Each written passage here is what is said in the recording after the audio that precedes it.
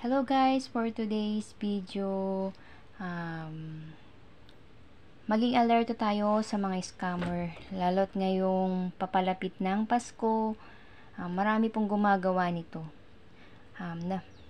May mga kumakalat na po pala ngayon na scammer. Ngayon lang po namin nalaman na gusto kong iparating sa lahat na nag-order online. Na ayan po guys, na may na-receive po kami na items na ang sender ay Scent of Season, Manila.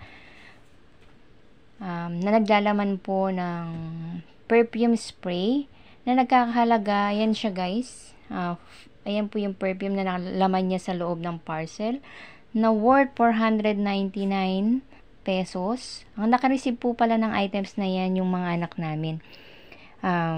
Nakakapagtaka lang po dahil buong detalye, pangalan, contact number, address, paano nila nalaman.